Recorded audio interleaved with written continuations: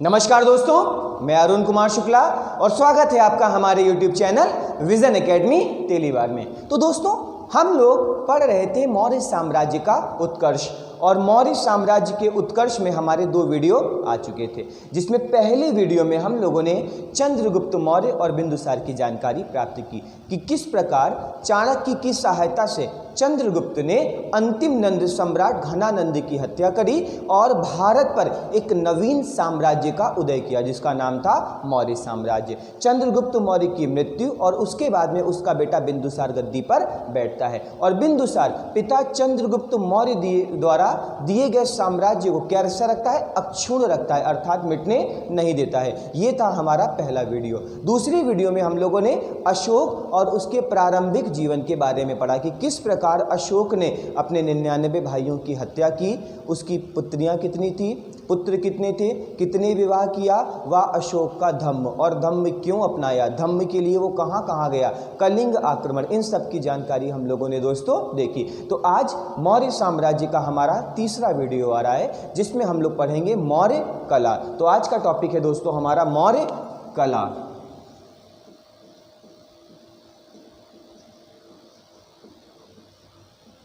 अगर मौर्य कला को देखा जाए दोस्तों तो सिंधु घाटी सभ्यता के बाद में दूसरा ऐसा काल था या दूसरा ऐसा समय था जिसमें कला का बृहद पैमाने पर निर्माण हुआ या बृहद पैमाने पर कला को देखा जा सकता है। अगर मौर्यकालीन कला को देखा जाए तो इसमें मुख्य रूप से अभिलेख, स्तूप, भवन व मूर्ति कला सम्मिलित हैं। इसमें मुख्य रूप से मैंने क्या बताया, अभिलेख, स्तूप, भवन व मूर्ति कला सम्मिलित हैं। अशोक के अब तक 40 से अधिक अभिलेख प्राप्त किए जा चुके हैं। मैंने क्या बताया, अशोक के अब तक 40 से अधिक अभिलेख प्राप्त किए जा चुके हैं। अशोक के अभिलेखों का सर्वप्रथम पता किसने लगवाया, पादृति फेंटलर नामक व्यक्ति ने लगाया और 1837 ईस्वी में जेम्स प्रिंसेप प्रथम व्यक्ति थे जिन्होंने अशोक के अभिलेखों को पढ़ा। अशोक ने अपने अभिलेखों के लिए अलग अलग स्थानीय भाषाओं का प्रयोग किया है। तो स्थानीय भाषाओं का प्रयोग क्यों किया, एक प्रश्न उठता है। तो सम्राट अशोक चाहते थे कि उनके साम्राज्य का, चाहे वो उत्तर का क्षेत्र हो, चाहे दक्षिण का क्षेत्र हो, चाहे पूरब का क्षेत्र हो या पश्चिम का ईरान फारस तक का क्षेत्र हो, इन सभी स्थान के निवासी सम्राट अशोक के द्वारा दिए गए आदेशों को आसानी से पढ़ सकें। इसीलिए सम्राट अशोक ने स्थानीय भाषाओं का प्रयोग किया है। भाषा के रूप में अशोक ने प्राकृत मागधी भाषा का प्रयोग किया है। इसके अतिरिक्त अशोक ने लिपियों के रूप में खरोष्ठी, ब्राह्मी, यूनानी और अरमाइक आदि लिपियों का प्रयोग किया है। अगर अशोक के अभिलेखों की वर्तमान स्थिति देखी जाए तो अशोक के अभिलेख आधुनिक भारत, बांग्लादेश, पाकिस्तान, नेपाल, अफगानिस्तान व श्रीलंका इत्यादि देशों में पाए गए हैं दोस्तों। ठीक है, अशोक को मैंने बताया कि अलग अलग अभिलेखों के लिए अलग अलग लिपियों का प्रयोग किया व अलग अलग भाषाओं का प्रयोग किया। अशोक के अभिलेखों को मुख्य रूप से 3 भागों में विभाजित किया गया है। अशोक के अभिलेखों को मुख्य रूप से 3 भागों में विभाजित किया गया है, जिसमें शिलालेख, जिसमें स्तंभलेख व जिसमें गुहालेख सम्मिलित हैं। शिलालेखों को 2 भागों में बांटा गया है। नंबर 1 दीर्घ शिलालेख और नंबर 2 लघु शिलालेख। दीर्घ शिलालेखों की संख्या 14 है और ये भारत के 8 स्थानों से प्राप्त हुए हैं। दीर्घ शिलालेखों की संख्या 14 है और ये भारत के 8 स्थानों से प्राप्त हुए हैं। लघु शिलालेखों की संख्या दीर्घ शिलालेखों से कम है और ये संख्या में नहीं, अक्षरों की तुलना में छोटे हैं। स्तंभ लेख देखा जाए तो स्तंभ लेख का अर्थ होता है पिलर का निर्माण करना और उसके ऊपर कोई पशु या पक्षी की आकृति का अंकन करना और पिलर के ऊपर क्या करना, अभिलेखों को लिखवाना, ये कहलाता है स्तंभ लेख। और अशोक के 7 दीर्घ स्तंभ लेख प्राप्त हुए हैं जो भारत के 6 स्थानों से हमें मिले हैं। इसके अलावा अशोक ने कुछ छोटे स्तंभ लेखों का भी निर्माण करवाया। गुहा लेखों को देखा जाए तो अशोक ने आजीवक संप्रदाय के अनुयायियों के लिए, अशोक के पिता बिंदुसार आजीवक संप्रदाय के अनुयायी थे। और आजीवक संप्रदाय का जनक देखा जाए तो ये कहा जाता है मखलीपुत्र गोसाल को। तो कहीं ना कहीं अशोक का झुकाव था किसके प्रति? आजीवक संप्रदाय के लिए। और आजीवक संप्रदाय के लिए अशोक ने बराबर की पहाड़ियों पर 3 गुफाओं का निर्माण करवाया। गुफा लेक, इसे गुहा लेक कहा गया है। गुफाओं को अंदर से पॉलिश करके चिकना कर दिया जाता था और अशोक ने इसके लिए ग्रेनाइट पर्वत का पत्थर का प्रयोग किया है। अशोक के पौत्र दशरथ ने भी बराबर समूह में एक गुफा का निर्माण करवाया व नागार्जुनी समूह में 3 गुफाओं का निर्माण करवाया। नेक्स्ट अगर देखें तो स्तूप आते हैं और अशोक ने अपने जीवन काल में लगभग 84,000 स्तूपों का निर्माण करवाया। स्तूप वे स्थान होते हैं जहां बौद्ध धर्म के महापुरुषों या बौद्ध धर्म के संस्थापक गौतम बुद्ध के अवशेषों को रखा गया है। 84,000 स्तूप संख्या में अधिक लगते हैं और इन सभी जगहों पर अवशेषों को रखना भी कह सकते हैं पूरी तरीके से पॉसिबल नहीं है। तो कहीं पर दांतों को रखा गया है, कहीं पर केशों को रखा गया है व कहीं पर अन्य शरीर के या कह सकते हैं बॉडी के पार्ट्स को रखा गया है। भवनों को देखा जाए तो चंद्रगुप्त मौर्य ने पाटलिपुत्र के समीप बुलंदी बाग में व कुम्भरहार में लकड़ी के भवनों का निर्माण करवाया, जिसकी छत व कह सकते हैं फर्श ये तो लकड़ी की बनी थी, लेकिन जिस पर ये टिके थे अर्थात स्तंभ जो थे ये पत्थर के बने हुए थे। इसके अतिरिक्त मूर्तियाँ और मूर्तियों में देखा जाए तो हाथी की मूर्तियाँ, यक्ष की मूर्तियाँ व यक्षिणियों की मूर्तियाँ बृहद पैमाने पर प्राप्त हुई हैं और ये धौली, परखम, बेसनगर व दीदारगंज आदि उद्यानों से प्राप्त हुई हैं। तो प्रारंभिक जानकारियों को थोड़ा सा लिख लिया जाए दोस्तों, लिख लेते हैं। अशोक के लगभग 40 अभिलेख प्राप्त। ठीक है दोस्तों, नेक्स्ट पॉइंट अगर देखें तो अगर अभिलेखों की खोज देखें तो ये की 1750 ईस्वी में किसने की? पादरी टी फैंथलर ने। तो लिख लेंगे यहाँ पर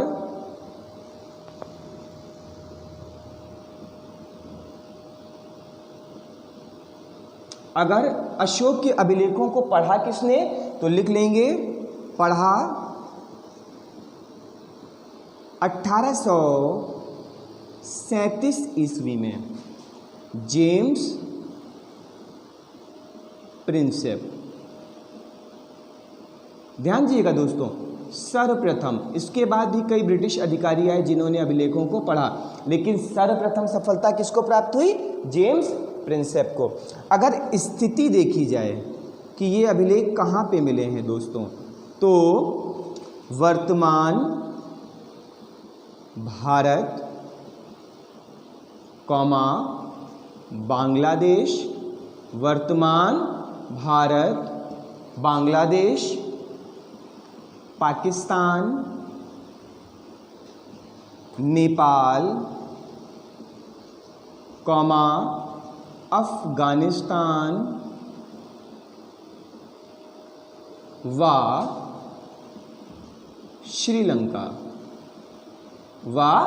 श्रीलंका। अगर भाषा को देखा जाए तो भाषा में मुख्य रूप से प्राकृत, मागधी व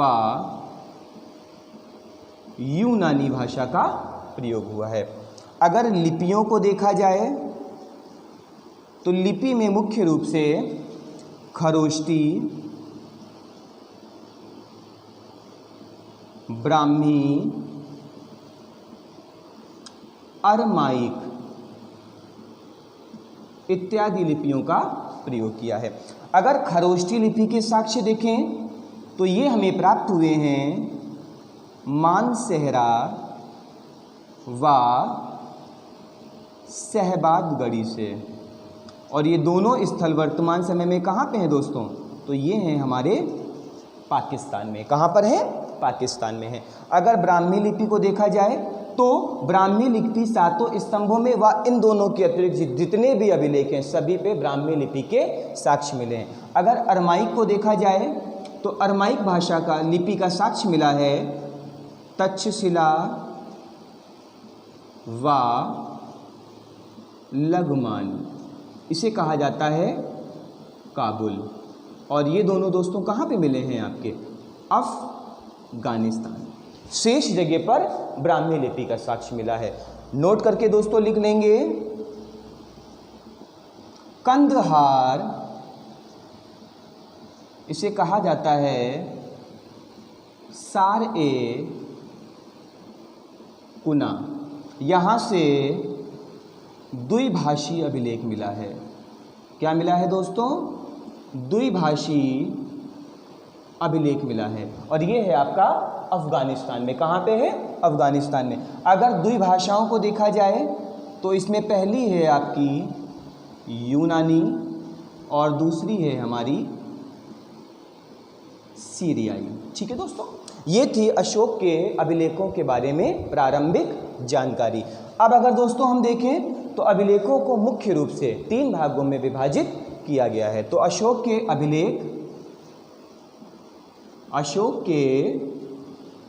अभिलेख और अभिलेखों को मुख्य रूप से 3 भागों में विभाजित किया गया है,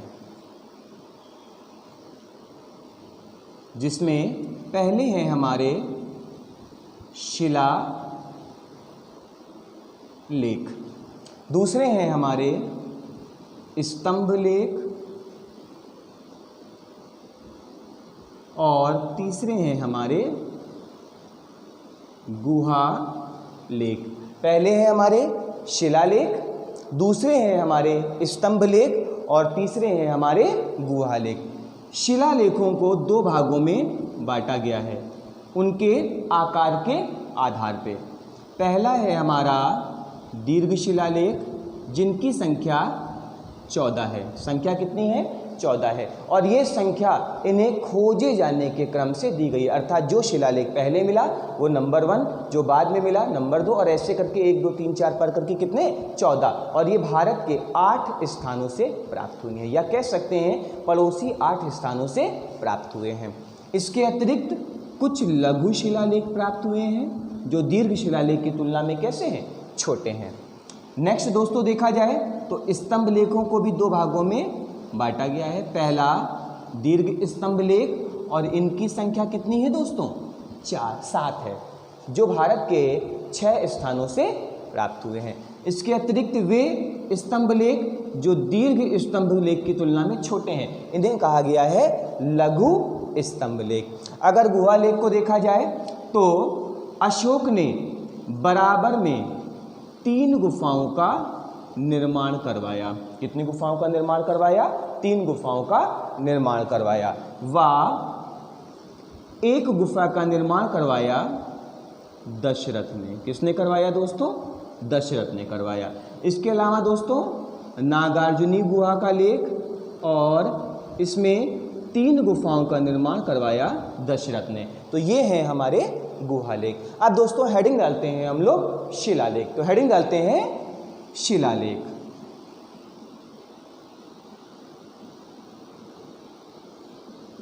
ठीक है, तो शिलालेखों को दोस्तों देखा जाए तो शिलालेखों का अर्थ होता है पत्थरों को तराश करके, पत्थरों को काट करके अभिलेखों का निर्माण करना। क्या कहलाता है आपका? शिलालेख। अर्थात पर्वत को काटना और उसी चट्टान पर क्या करना? लेख का निर्माण करवाना कहलाता है आपका शिलालेख। और शिलालेख में हम पहली हेडिंग डालेंगे दीर्घ शिलालेख। तो हेडिंग डालते हैं दीर्घ शिलालेख। कुल संख्या कितनी है? 14। और लिख लेंगे दोस्तों ये 8 स्थानों से प्राप्त हुए हैं। ये 8 स्थानों से प्राप्त हुए हैं दोस्तों। ठीक है, अगर इसमें पहला स्थान देखा जाए तो ये है हमारा धौली। पहला स्थान है हमारा धौली, जो कि उड़ीसा के पुरी में स्थित है। पुरी में आपका जगन्नाथपुरी टेम्पल भी स्थित है, जो कि हिंदू धर्म का एक बहुत बड़ा मंदिर है दोस्तों। अगर दूसरा स्थान देखा जाए तो ये है हमारा मानसेहरा। कौन सा है हमारा? मानसेहरा, जो कहाँ स्थित है आपका? पाकिस्तान में दोस्तों स्थित है। अगर नंबर 3 देखा जाए तो ये है हमारा शहबाद गढ़ी, और ये भी स्थित है हमारा पाकिस्तान में। पाकिस्तान में कहाँ? पेशावर और हजारा ज़िले में। अगर नंबर 4 देखा जाए तो ये है हमारा कालसी। नंबर 4 हमारा मिला है कालसी, और कालसी पड़ता है आपका उत्तराखंड, और उत्तराखंड में कहाँ दोस्तों? देहरादून में। ठीक है। नेक्स्ट अगर दोस्तों देखा जाए तो नंबर 5 है हमारा जौगढ़। नंबर 5 है हमारा जौगढ़, और जौगढ़ दोस्तों हमारा कहाँ पे है? ये भी आपका उड़ीसा में है। कहाँ पे है? उड़ीसा। उड़ीसा में किस ज़िले में? जौगढ़ ज़िले में। नंबर 6 अगर देखा जाए तो ये है हमारा सोपारा। नंबर 6 है हमारा सोपारा, और सोपारा जो है दोस्तों ये पड़ता है आपका महाराष्ट्र, और महाराष्ट्र में पड़ता है ये पालघर। महाराष्ट्र में पालघर। नंबर 7 देखा जाए तो ये है हमारा एरागुंडी, और ये पड़ता है आपका आंध्र प्रदेश, और आंध्र प्रदेश का अगर हम ज़िला देखें तो ये है हमारा कर्नूल ज़िला। और नंबर 8 देखा जाए तो ये है हमारा स्थान गिरनार। गिरनार पड़ता है आपका गुजरात, और अगर हम गुजरात में देखें तो ये ज़िला है हमारा काठियावाड़। ठीक है दोस्तों। नेक्स्ट अगर देखा या दोस्तों तो इन दीर्घ शिलालेखों से क्वेश्चन कभी कभी पूछ लेता है कि अशोक ने अपने किस शिलालेख में पशु हत्या पर रोक लगा दी, किस शिलालेख में कलिंग युद्ध का वर्णन है। तो अब इन दीर्घ शिलालेखों में जो प्रमुख लेख हैं उन्हें हम पढ़ते चलेंगे। तो हेडिंग डालते हैं शिलालेख 1।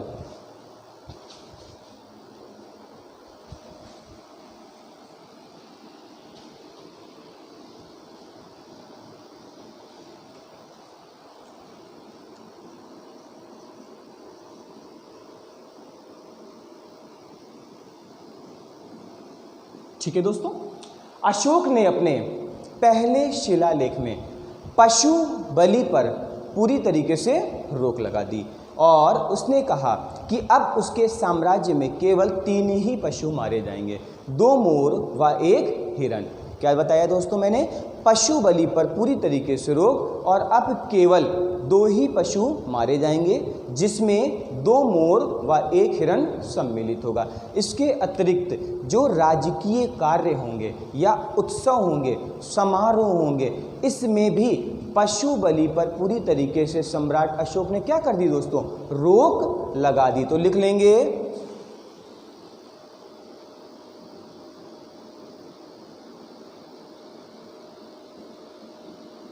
पशु बलि पर रोक। केवल 3 जीवों की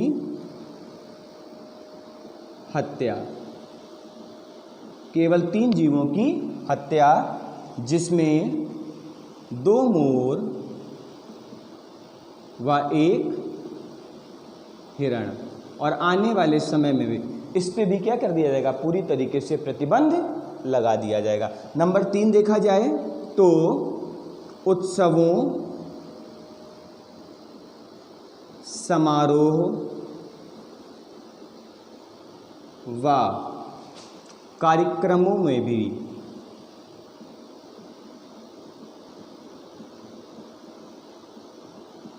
क्या कर दिया गया दोस्तों? पशु बलि पर रोक।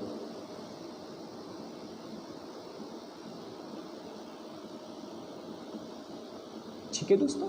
तो ये था अशोक का शिलालेख नंबर 1। अब अगर शिलालेख नंबर 2 देखा जाए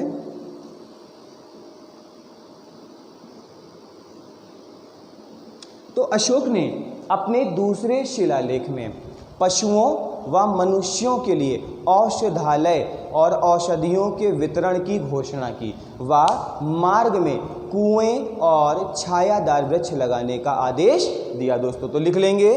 दूसरे उसमें क्या किया है, मनुष्यों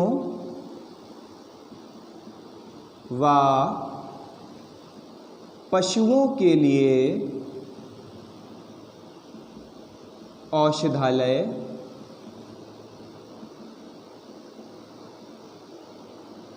नंबर 2 दोस्तों, मार्ग में कुओं की खुदाई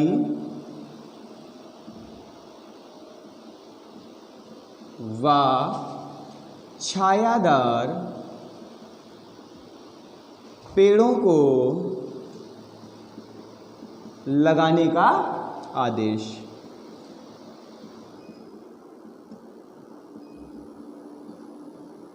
ठीक है दोस्तों, तो ये था अशोक का शिलालेख नंबर 2।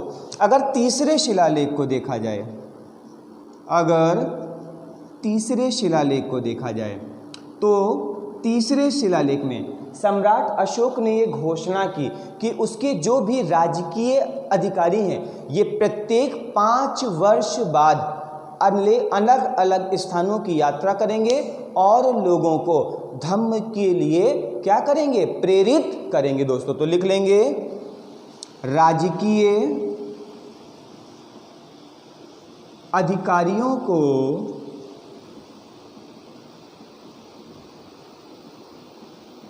प्रत्येक 5 वर्ष बाद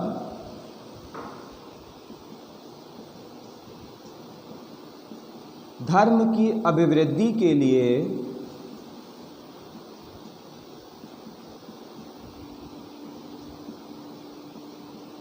यात्रा करने का आदेश। और ये घोषणा की थी इसने राज्याभिषेक के 12 वर्ष बाद। शिलालेख नंबर अगर 4 देखा जाए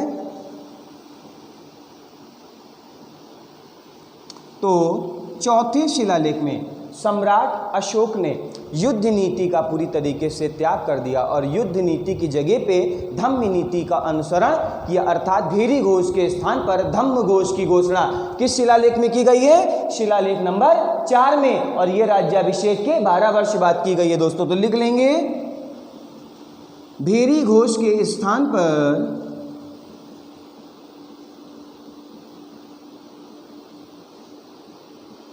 धम्म घोष, अर्थात सम्राट अशोक ने ये कसम खा लिया कि अब वो कभी भी हथियार नहीं उठाएगा। दोस्तों नंबर 5 देखा जाए तो शिलालेख नंबर 5 राज्याभिषेक के 13वें वर्ष,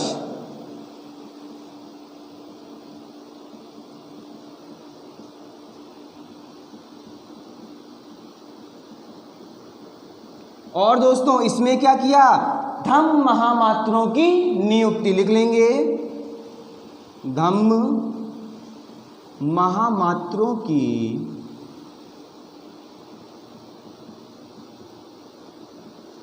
नियुक्ति। ठीक है दोस्तों, अशोक का शिलालेख नंबर 6, अशोक का शिलालेख नंबर 6, और इसमें दोस्तों अशोक ने आत्मचिंतन की घोषणा की। किसकी घोषणा की, आत्मचिंतन की घोषणा की, अर्थात प्रत्येक मनुष्य को स्वयं का क्या करना चाहिए, चिंतन करना चाहिए। तो अभिलेख शिलालेख नंबर 6 में आत्मचिंतन पर बल। लिख लेंगे,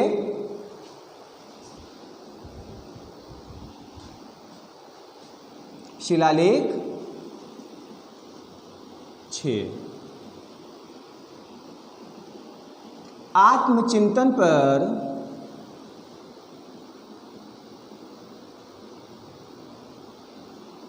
जोर या बल।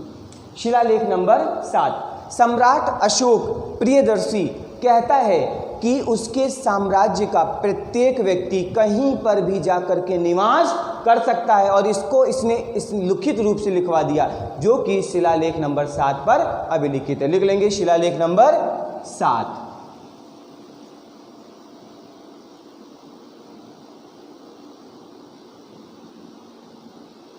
शिलालेख नंबर 7 में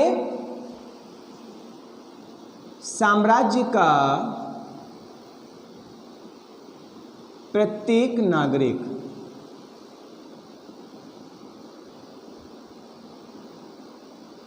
कहीं भी निवास कर सकता है। ठीक है दोस्तों, शिलालेख नंबर 7 दोस्तों, शिलालेख नंबर 7। अशोक ने अपने 8वें शिलालेख में राज्याभिषेक के 10 वर्ष बाद बोधि गया की यात्रा की। कहाँ की यात्रा की? बोध गया की यात्रा की और बोधि वृक्ष के पास में पहुंचा और धम्म यात्रा के प्रथा की शुरुआत करता है, जिसका अनुकरण या जिसका विवरण हमें शिलालेख नंबर 8 पर प्राप्त होता है। दोस्तों लिख लेंगे शिलालेख नंबर 8।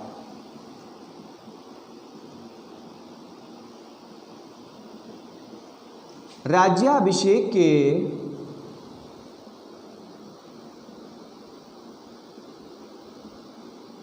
10वें वर्ष बोध गया की यात्रा। नेक्स्ट दोस्तों, धम्म यात्रा की प्रथा की शुरुआत, अर्थात यहीं से धम्म यात्रा की प्रथा की दोस्तों क्या हो जाती है? शुरुआत हो जाती है। शिलालेख नंबर 9। अशोक ने अपने शिलालेख नंबर 9 में ये आदेश लिखवाया कि धम्म मंगलाचार ही सर्वश्रेष्ठ मंगलाचार है। दोस्तों जो अशोक के शिलालेख नंबर 9 में क्या है? लिखित है। दोस्तों लिख लेंगे धम्म मंगलाचार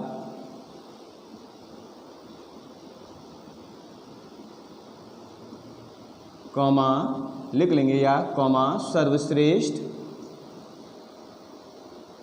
मंगलाचार। ठीक है दोस्तों। नेक्स्ट शिलालेख नंबर 10 हमारे लिए इंपॉर्टेंट नहीं है। शिलालेख नंबर 11 में सम्राट अशोक ने धम्म की व्याख्या की है। शिलालेख नंबर 11 में धम्म की व्याख्या लिख लेंगे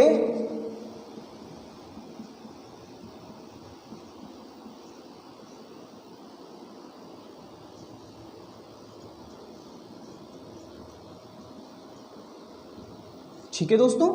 शिलालेख नंबर 13, शिलालेख नंबर 13, शिलालेख नंबर 13 में अशोक ने कलिंग युद्ध का वर्णन पड़ोसी राज्यों अर्थात कह सकते हैं चोल, पांड्य, केरलपुत्र, सत्यपुत्र, ताम्रपर्णी व 5 यवन शासकों का वर्णन किया है। दोस्तों लिख लेंगे कलिंग युद्ध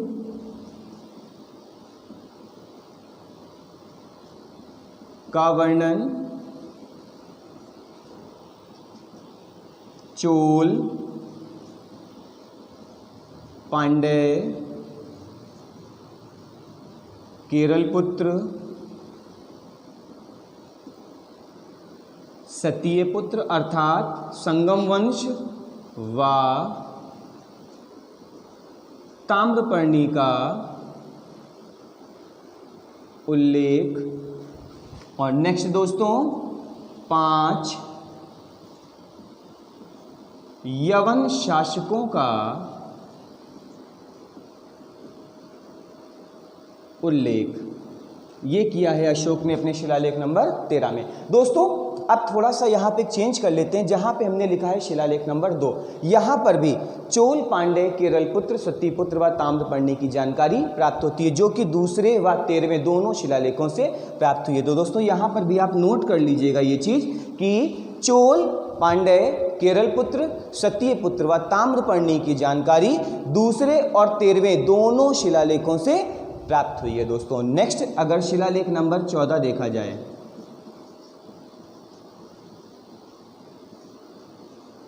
तो शिलालेख नंबर 14 में अशोक ने साम्राज्य की जनता से धम्म के अनुसरण की घोषणा की है, या साम्राज्य की जनता द्वारा धम्म के पालन के लिए नियम व कानून बनाए हैं। लिख लेंगे धम्म अनुसरण की घोषणा।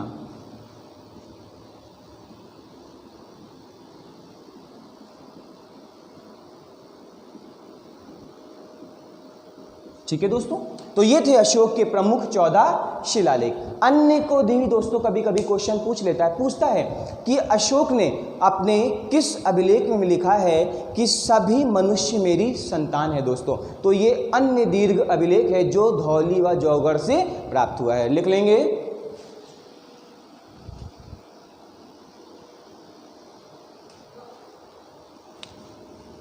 अन्य दीर्घ शिलालेख। इसमें दोस्तों कुल 2 शिलालेख प्राप्त हुए हैं जिन्हें पहला व दूसरा कहा गया है। इसके दोस्तों लिख लेंगे, पहले शिलालेख में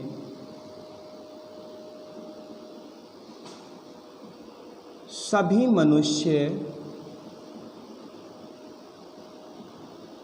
मेरी संतान है।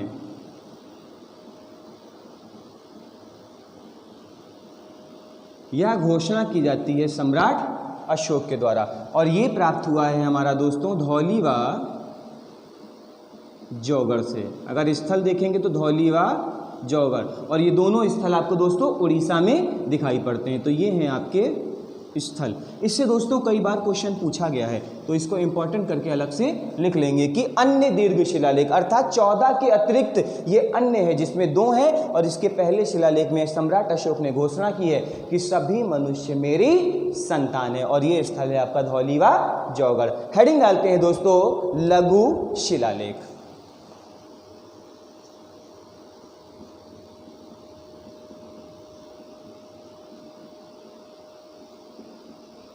ठीक है दोस्तों, क्या हेडिंग डाली आपकी लघु शिलालेख। इसमें पहला लिखते हैं रूपनाथ। पहला है हमारा रूपनाथ। अगर इसकी स्थिति को देखा जाए तो मध्य प्रदेश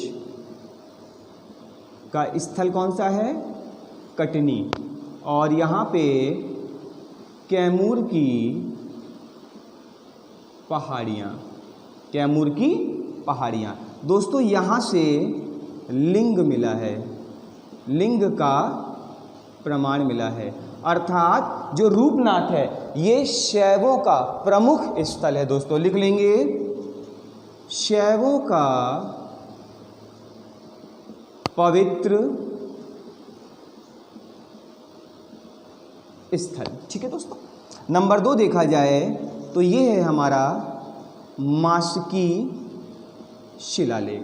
कौन सा है, मास्की, जो कि हैदराबाद के रायचूर से प्राप्त हुआ है, और यहाँ पर अशोक के अशोक नाम की जानकारी प्राप्त होती है दोस्तों। लिख लेंगे हैदराबाद रायचूर, और यहाँ से दोस्तों क्या उल्लेख हुआ है, अशोक नाम का उल्लेख। नेक्स्ट है दोस्तों हमारा गुर्जरा, और गुर्जरा पड़ता है हमारा मध्य प्रदेश के दतिया में। लिख लेंगे मध्य प्रदेश दतिया, और यहाँ से भी दोस्तों लिख लेंगे अशोक नाम का उल्लेख।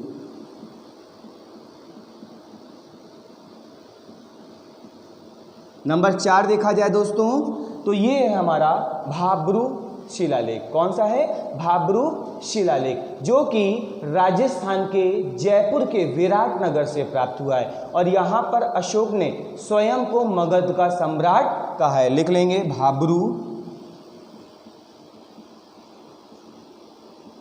कहाँ पे है दोस्तों ये, राजस्थान, राजस्थान की राजधानी जयपुर, और जयपुर में विराट नगर। और लिख लेंगे दोस्तों स्वयं को मगध का सम्राट किस शिलालेख में घोषित किया है, तो भाब्रू शिलालेख में। नंबर 5वां दोस्तों अगर देखा जाए तो ये है हमारा सहस राम। और ये हमें प्राप्त होता है बिहार के शाहाबाद जिले से, बिहार के शाहाबाद जिले से दोस्तों। तो ये थे अशोक के प्रमुख शिलालेख। इसके अलावा गोरखपुर के सोहगौरा के ताम्रपत्र अभिलेख से व कह सकते हैं बंगाल के महास्थान अभिलेख से अकाल के समय किए गए कार्यों की जानकारी प्राप्त होती है दोस्तों। तो लिख लेंगे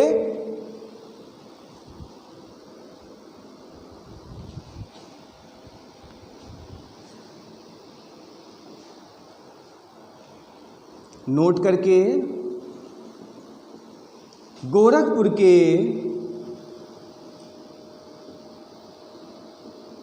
सोहगौरा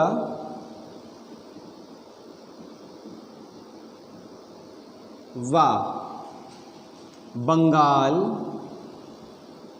महास्थान, और ये है दोस्तों हमारा बोगारा जिला। इन दोनों स्थलों से किसकी जानकारी प्राप्त होती है? अकाल के समय किए गए कार्यों का वर्णन। कहाँ से प्राप्त होता है हमें? गोरखपुर के सोहगौरा उत्तर प्रदेश व बंगाल के महास्थान अभिलेख जो कि बोगारा जिले में स्थित है दोस्तों। तो यहाँ पर हमारे शिलालेख समाप्त होते हैं। नेक्स्ट हेडिंग डालते हैं हम लोग स्तंभ लेख, और स्तंभ लेख में दीर्घ स्तंभ लेख जिनकी संख्या 7 है और ये 6 स्थानों से प्राप्त हुए हैं। नेक्स्ट हेडिंग डालते हैं स्तंभ लेख, और स्तंभ लेख में दीर्घ कितनी संख्या है? 7। लिख लेंगे 6 स्थानों से प्राप्त। ठीक है दोस्तों। इसमें अगर पहला देखा जाए तो ये है हमारा इलाहाबाद स्तंभ। कौन सा है हमारा? इलाहाबाद स्तंभ। इलाहाबाद स्तंभ अपने प्राचीन समय में कौशाम्बी में स्थित है, जो कि वर्तमान में अगर देखा जाए तो इलाहाबाद किले में स्थित है, और इस पे सम्राट अशोक के अलावा समुद्रगुप्त की प्रयाग प्रशस्ति व जहांगीर का उल्लेख भी प्राप्त होता है। सम्राट अशोक की महारानी कारुवाकी व उसके पुत्र तीवर की जानकारी भी इलाहाबाद स्तंभ से प्राप्त होती है, इसीलिए इसे रानी का अभिलेख भी कहा जाता है। मुगल सम्राटों द्वारा इसे कौशाम्बी से ला करके इलाहाबाद में स्थापित कर दिया गया था, इसीलिए इसे क्या कहा जाता है? इलाहाबाद स्तंभ कहा जाता है, जो कि गंगा व यमुना नदी के संगम पर स्थित है। लिख लेंगे इलाहाबाद स्तंभ।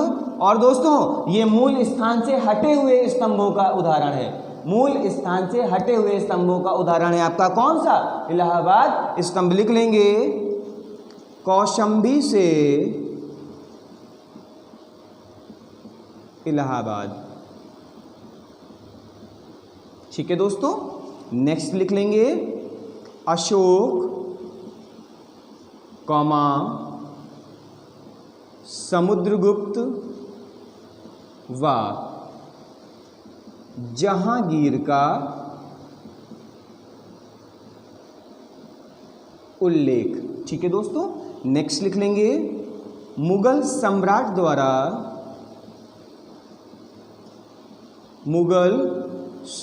द्वारा कौशाम्बी से इलाहाबाद लाया गया।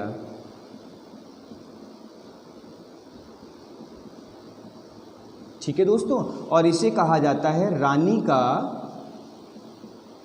अभिलेख।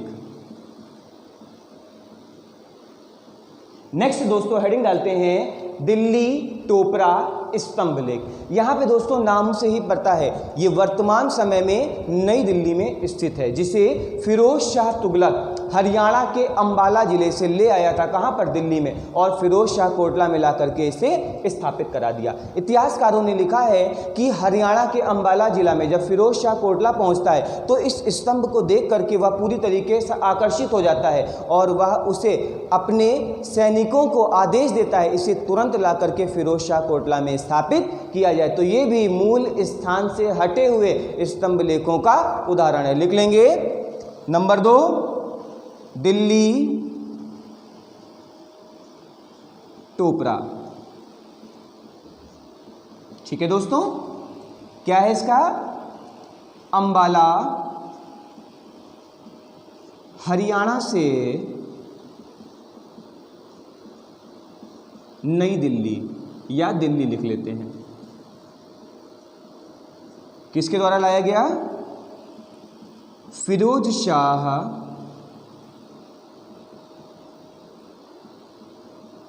तुगलक के द्वारा। नेक्स्ट है दिल्ली मेरठ स्तंभ, अर्थात यहां पे भी दोस्तों स्पष्ट है कि इसे उत्तर प्रदेश के मेरठ से लाकर के कहां स्थापित किया गया? दिल्ली में। और किसने स्थापित किया? फिरोज शाह तुगलक ने। लिख लेंगे। नंबर 3, दिल्ली मेरठ। मेरठ से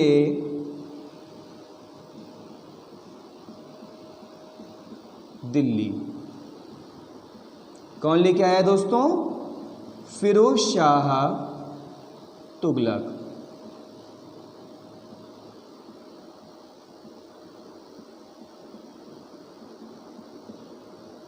नेक्स्ट दोस्तों, अगर नंबर 4 देखा जाए तो 4 है हमारा रामपुरवा स्तंभ लेख। कौन सा है?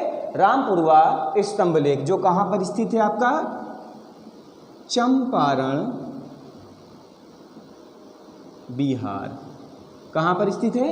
चंपारण बिहार। नंबर 5 देखा जाए तो ये है हमारा लौरिया अरा राज्य, और ये भी स्थित है हमारा चंपारण बिहार में।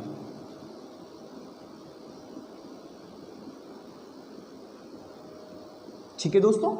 नेक्स्ट नंबर 6 है हमारा लौरिया नंदनगढ़, और ये भी दोस्तों आपका स्थित है चंपारण बिहार में, और इसके शीर्ष पर दोस्तों मोर का चित्र अंकित है। शीर्ष पर मोर का चित्र। दोस्तों अगर अशोक के स्तंभों को देखा जाए तो ये स्तंभ लेख एक ही प्रकार के कारीगरों से निर्मित हैं, और ये कारीगर मुख्य रूप से देखा जाए तो भारत के पश्चिमोत्तर क्षेत्रों से आए और भारत में बसे। इसमें मुख्य रूप से चुनार के पत्थरों व मथुरा से लाए गए चिकने पत्थरों का प्रयोग किया गया है। दोस्तों कह सकते हैं एक ही प्रकार की बनावट कलाकृति ये स्पष्ट करती है कि इसका निर्माण एक ही प्रकार के कलाकारों के द्वारा किया गया है। दोस्तों नेक्स्ट अगर दूसरी चीज़ देखें तो अशोक ने अपने अधिकतर स्तंभों के ऊपर शेर का अंकन किया है। किसका अंकन किया है? शेर का अंकन किया है। इसका कारण ये हो सकता है कि गौतम बुद्ध के पर्यायवाचियों में एक चिन्ह आता है शेर का, अर्थात सिंह से इनकी तुलना की गई है, इसीलिए अशोक ने अपने अधिकतर स्तंभों पर किसका अंकन किया है? शेर का अंकन किया है। नेक्स्ट दोस्तों अगर देखा जाए तो अशोक के लघु स्तंभ लेखों को देखते हैं। लिख लेंगे लघु स्तंभ लेख, और इसमें अगर मुख्य रूप से देखें पहला है हमारा सारनाथ स्तंभ, जिसे अशोक स्तंभ भी कहा जाता है। ये उत्तर प्रदेश के बनारस में स्थित है। यह उत्तर प्रदेश के बनारस में स्थित है और इसके शीर्ष पर 4 शेर हैं जिनकी पीठ आपस में जुड़ी हुई है, जो क्रमशः उत्तर, दक्षिण, पूरब व पश्चिम को मुख किए हुए बैठे हैं। इसके मध्य में एक चक्र है जिसके चक्र में 32 तीलियां हैं, और भारतीय झंडे में लिया गया चक्र अशोक के सारनाथ स्तंभ से ही लिया गया है। वह चक्र के बगल में 4 पशुओं का अंकन किया गया है, जिसमें घोड़ा, बैल, हाथी व शेर का चित्र बना हुआ है दोस्तों। और सारनाथ स्तंभ को अशोक स्तंभ भी कहा जाता है, जो भारत का राष्ट्रीय प्रतीक है। तो नंबर 1 हेडिंग डालते हैं, अन्य में सारनाथ स्तंभ कहा जाता है इसे अशोक स्तंभ। कहाँ पर स्थित है दोस्तों हमारा? बनारस, और बनारस उत्तर प्रदेश। ठीक है, लिख लेंगे शीर्ष पर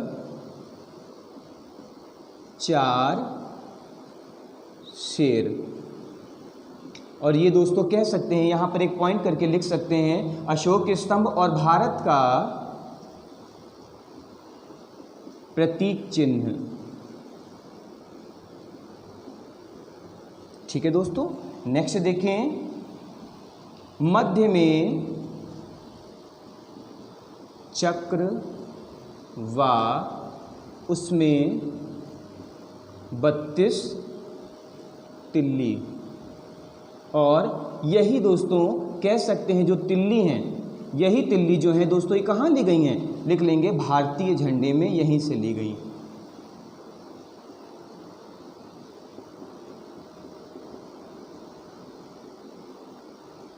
ठीक है दोस्तों, नेक्स्ट अगर देखें तो घोड़ा, कौमा, हाथी, कौमा, बैल व शेर का भी अंकन किया गया है इस स्तंभ में। इसे कहा जाता है सारनाथ स्तंभ। नंबर 2 देखिए दोस्तों, तो ये है हमारा वैशाली स्तंभ।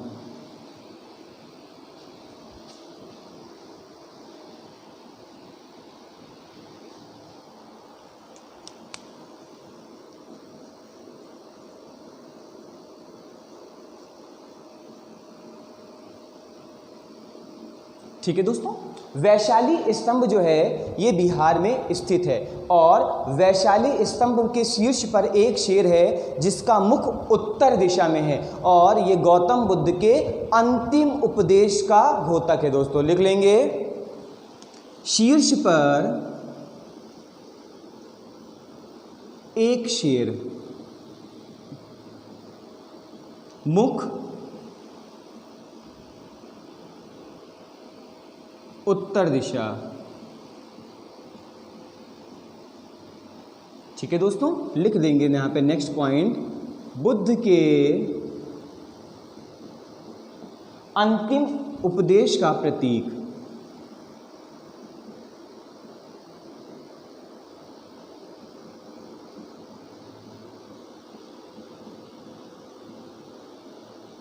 नंबर 3 देखा जाए दोस्तों, तो ये है हमारा सांची स्तंभ। लिख लेंगे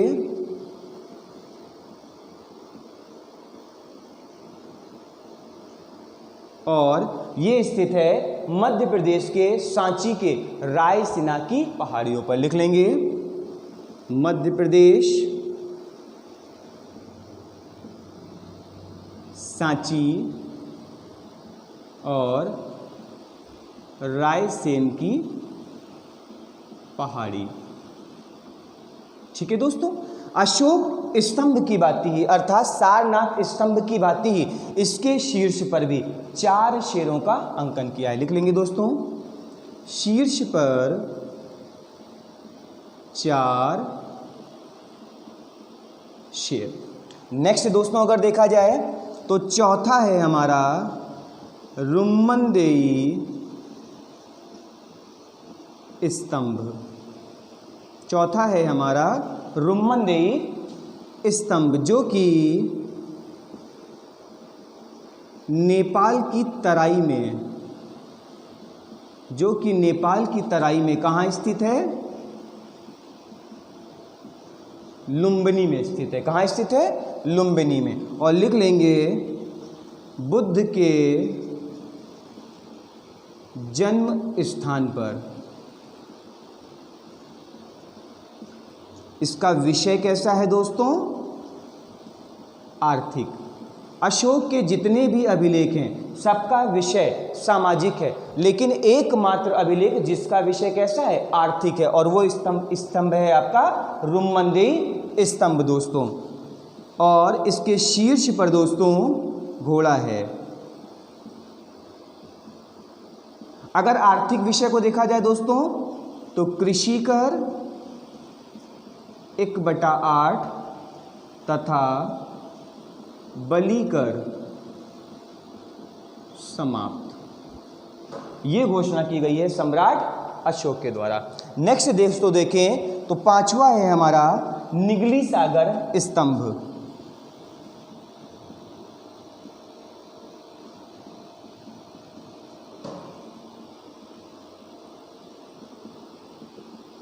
ठीक है दोस्तों, और ये नेपाल की तराई में स्थित है, और गौतम बुद्ध अपने राज्याभिषेक के 12वें वर्ष निगली सागर की यात्रा करते हैं, जो अपने मूल स्थान से हट चुका है। लिख लेंगे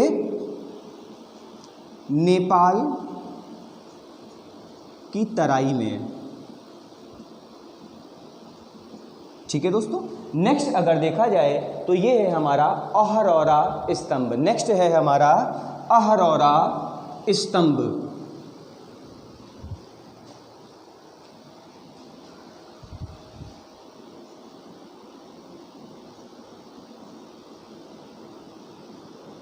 और अहरौरा स्तंभ दोस्तों हमारा उत्तर प्रदेश के मिर्जापुर में स्थित है। लिख लेंगे उत्तर प्रदेश के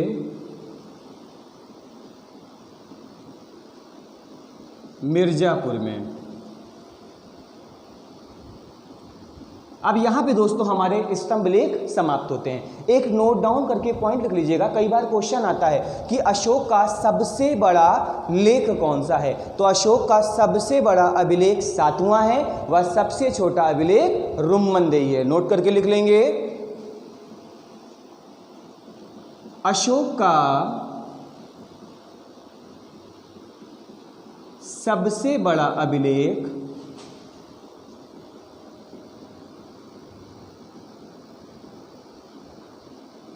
सातवां व सबसे छोटा रुम्मनदेई है। ठीक है दोस्तों, यहां पे हमारे स्तंभ लेखों का भी समापन होता है। हेडिंग डालते हैं गुहा लेख। हेडिंग डालते हैं गुहा लेख।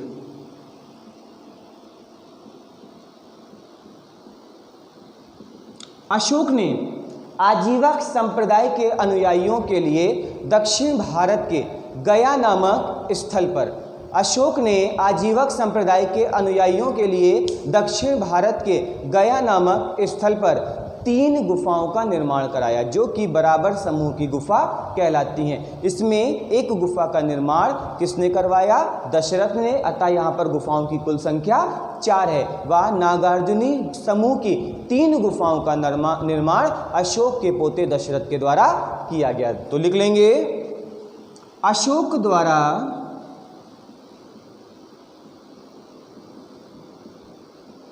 आजीवकों के लिए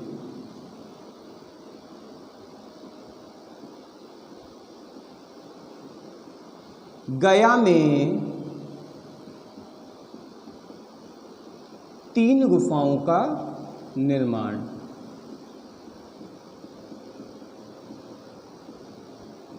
ठीक है दोस्तों, और ये कहाँ पर है? बराबर की पहाड़ियों पर। तो लिख लेंगे इसमें नंबर 1 दोस्तों बराबर समूह। ठीक है, और इसमें अगर दोस्तों देखा जाए तो मुख्य रूप से कर्ण चौपर की गुफा, इसमें मुख्य रूप से कर्ण चौपर की गुफा, लोमश ऋषि की गुफा व विश्व समूह की गुफा प्रसिद्ध है। लिख लेंगे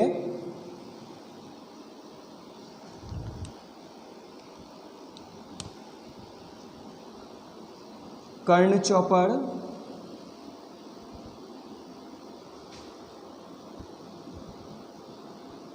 विश्व झोपड़ा व लोमश ऋषि की गुफा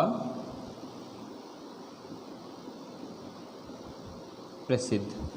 यहां पे दोस्तों नोट करके एक पॉइंट लिख लेंगे, दशरथ द्वारा बराबर समूह में एक गुफा का निर्माण किया गया। ठीक है दोस्तों, नेक्स्ट लिखेंगे नागार्जुनी समूह।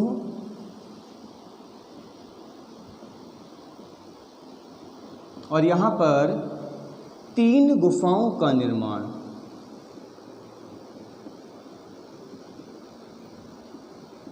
किसके द्वारा किया गया? दशरथ के द्वारा। और ये दशरथ कौन था? अशोक का पोता था। नेक्स्ट हेडिंग डालते हैं दोस्तों स्तूप। हेडिंग डालते हैं स्तूप।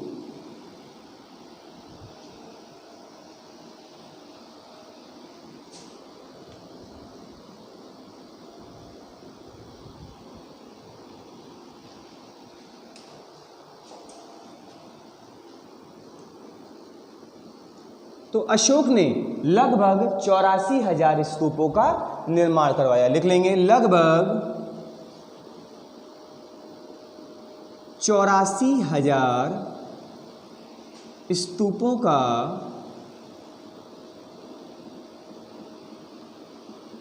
निर्माण। ठीक है दोस्तों, अगर प्रमुख स्तूपों को देखा जाए तो नंबर 1 है आपका सांची का स्तूप। और सांची का स्तूप यूनेस्को की विश्व विरासत सूची में शामिल है। सांची का स्तूप कहां पर स्थित है? मध्य प्रदेश के सांची में। ठीक है दोस्तों, निर्माण किसके द्वारा कराया गया? अशोक के द्वारा कराया गया। अगर नंबर 2 देखा जाए तो ये है सारनाथ का स्तूप। और इसका निर्माण करवाया अशोक ने बनारस में। और बनारस पड़ता है आपका उत्तर प्रदेश में। नंबर 3 है दोस्तों सारनाथ का धमेक स्तूप। सारनाथ का धमेक स्तूप। और इसका निर्माण दोस्तों गुप्त काल में किया गया। तो यहां नोट डाउन कर लेंगे, स्तूप है प्रमुख लेकिन इसका निर्माण गुप्त काल में किया गया। चौथा देखिए दोस्तों, तो ये है भरहुत स्तूप। और ये स्थित है मध्य प्रदेश के सतना में। मध्य प्रदेश के सतना में। यहाँ पर स्तूप का निर्माण तो अशोक ने करवाया लेकिन इसके चारों ओर वेदिका का निर्माण शुंग वंश के शासकों के द्वारा किया गया। तो यहाँ पर अशोक के साथ साथ शुंग शासकों की जानकारी भी प्राप्त होती है। नंबर 5 देखा जाए तो ये है हमारा बंगाल स्तूप। और इसे कहा जाता है जरासंध की बैठक। ये आपका बंगाल में स्थित है। अगर नंबर 6 देखें दोस्तों तो ये है हमारा पिपरहवा स्तूप। और ये स्थित है हमारा बस्ती जिले में। कहाँ स्थित है? बस्ती जिला में। नंबर 7 देखा जाए तो ये है गांधार स्तूप। लिख लेंगे दोस्तों कनिष्क द्वारा। किसके द्वारा? कनिष्क द्वारा। और नंबर 8 जो है इसे कहा जाता है तक्षशिला स्तूप। और तक्षशिला व गांधार स्तूप का निर्माण सम्राट अशोक ने अपने पुत्र कुणाल की याद में कराया तथा तक्षशिला स्तूप को कुणाल का स्तूप कहा जाता है। लिख लेंगे कुणाल का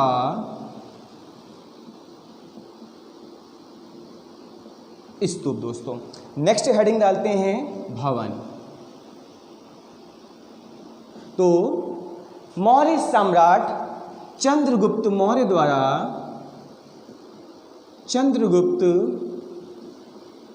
मौर्य द्वारा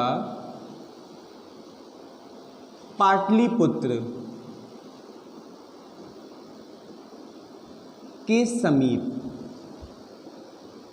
ठीक है दोस्तों। नंबर 1 बुलंदी बाग,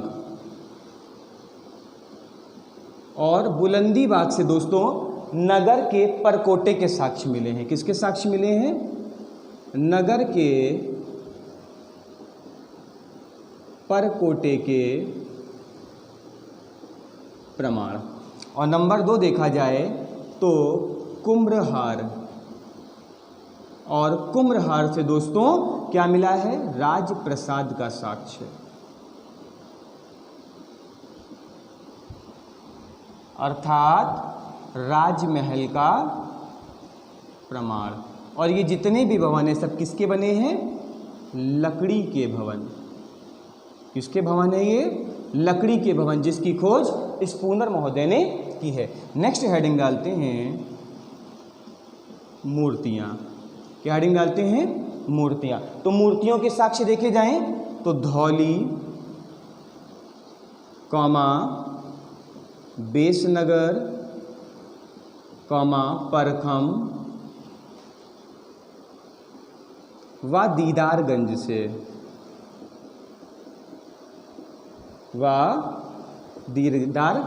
से, और अगर मूर्तियां देखी जाएं तो हाथी, यक्ष व यक्षी। इस प्रकार से दोस्तों हमारा मौर्य कला का चैप्टर समाप्त होता है। अगर दोस्तों आपको आज का वीडियो अच्छा लगा हो तो कृपया वीडियो को लाइक करें, चैनल को सब्सक्राइब करें व अधिक से अधिक शेयर करने का कार्य करें। धन्यवाद।